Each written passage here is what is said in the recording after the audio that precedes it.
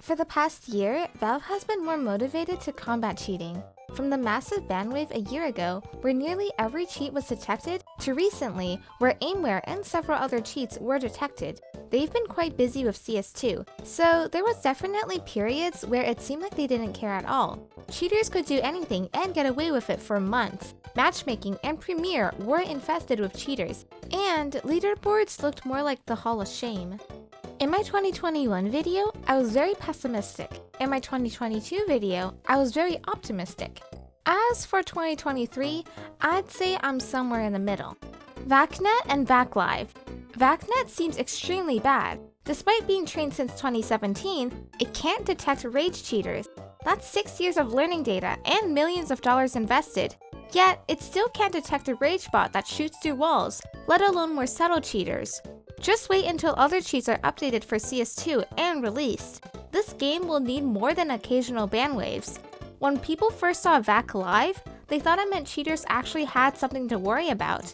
Maybe VACnet had improved so much that it could reliably catch and ban cheaters mid-game. Unfortunately, it only really catches cheaters who are either spinning or using some exploit. Keep in mind that VACLive is not a new system or anti-cheat. It's VACnet Live banning cheaters. With Overwatch gone since March, I don't see how they hope to ban anyone except for full rage hackers. Trust factor. Since CS2's release, trust factor has essentially disappeared. This is strange because trust factor in CSGO worked great for the past few years, right until the end. So either CS2 had a trust reset, or it's not active for some reason. It made sense that it wasn't active during the beta, but the game is fully released now. Well, kind of. It's obviously unfinished, so maybe trust factor is one of the things that isn't in the game yet. Also, let me point out that trust factor messages do appear. If you're queued with someone who injects bad cheats like Kername, you'll see a message. So this suggests that trust factor may have experienced some sort of soft reset. Manual bans. About 2 years ago, I made a video about a Valve developer manually banning players. We always knew manual bans were a thing, but the general consensus was that they were fairly rare. These days, they're pretty common. For example, if you blatantly cheat against Floam, you're getting manually banned. Floam has a Valve developer who watches the streams at all times. Valve doesn't want their game to look bad if one of their poster boys is getting cheated on. Aside from that, it's not common for Valve to ban someone who is streaming cheats. They're clearly aware that many cheaters stream on YouTube since it's the only platform where cheaters can openly cheat. They've issued manual bans from clips posted on X or Reddit. They've even banned cheaters just based on their leaderboard standings. So, even if you believe your cheat will never be detected, if you face the wrong opponent or gain too much attention, you can get manually banned. False bans. Valve may not be able to detect most cheats, but at the very least, they can detect and ban AMD users, Windows 7 users, people who use a simple console command, and most importantly, OBS is still blocked. Priorities, am I right?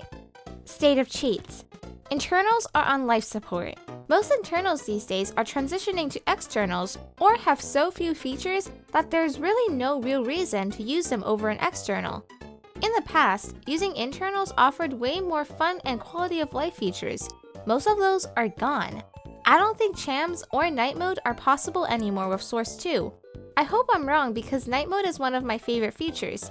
Consider Inuria. What does Inuria have now that most externals don't? The answer is essentially nothing.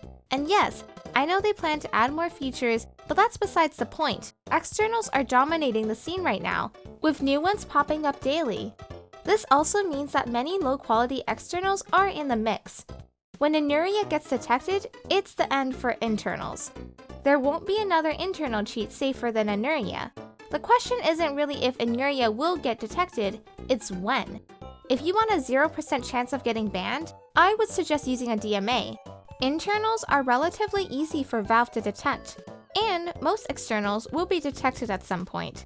Externals used to be somewhat niche, but now everyone uses them.